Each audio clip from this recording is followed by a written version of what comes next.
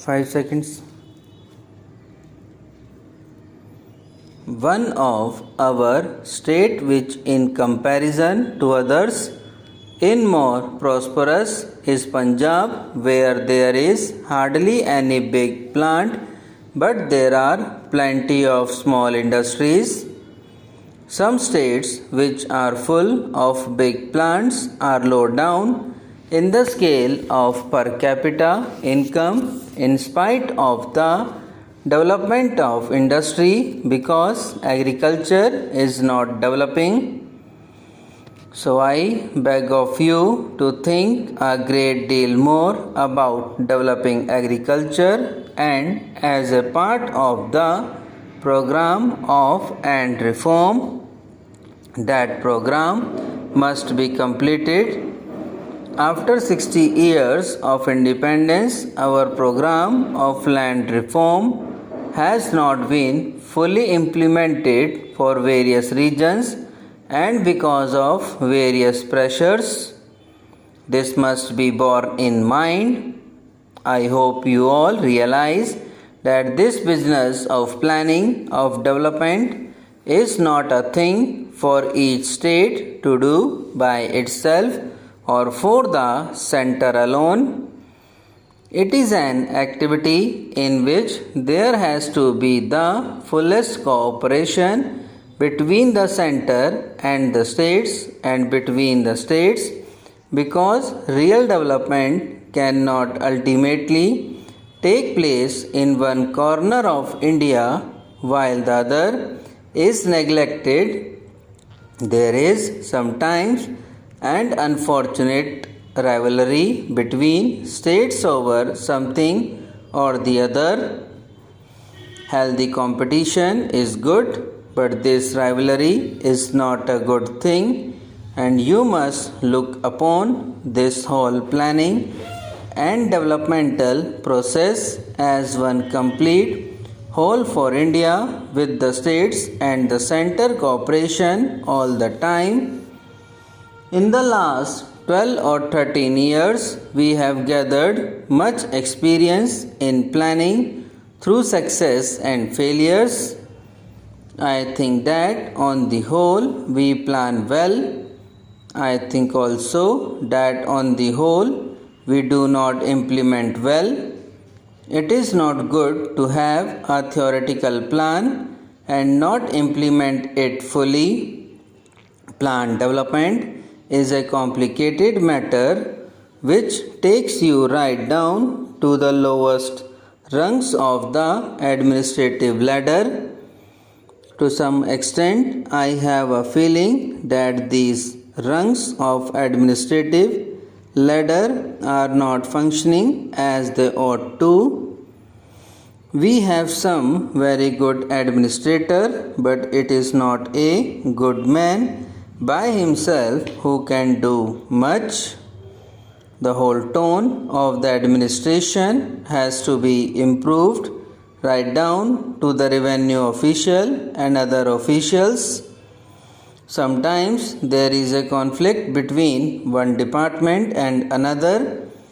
Therefore, each state has to tone up its administration, and ministers have to give little more time to administrative work.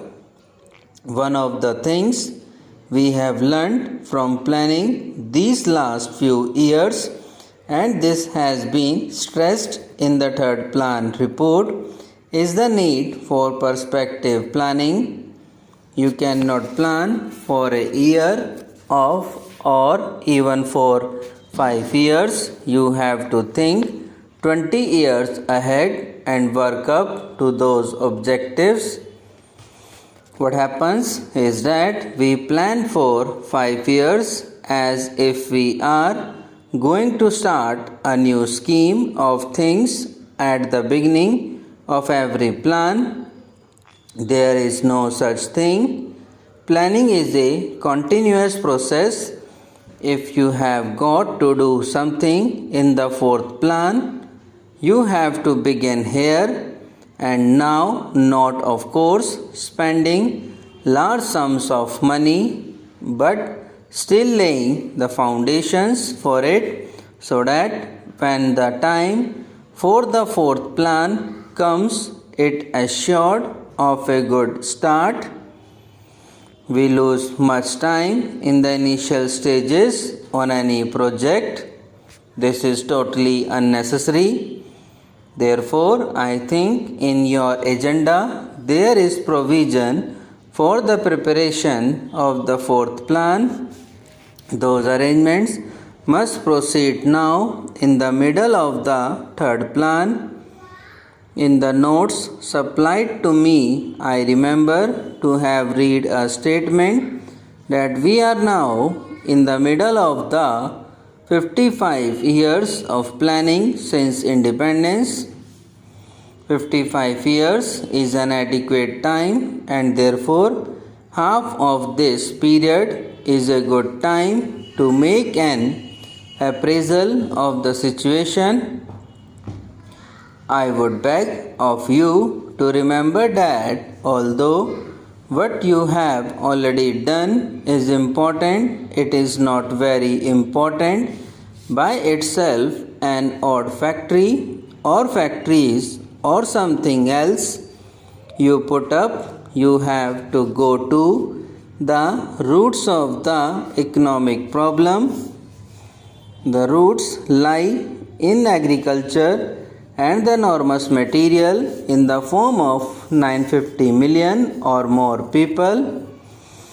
The other most important things is training the people apart from top level scientists, technicians, engineers, etc. And we are getting more and more of them now. General training for the masses engaged in agriculture is necessary. That leads you to mass education. Education has no doubt increased. Unfortunately, I have heard that in some states the emergency has led to a slowing down in the rate of expansion of education. That I think is tragic.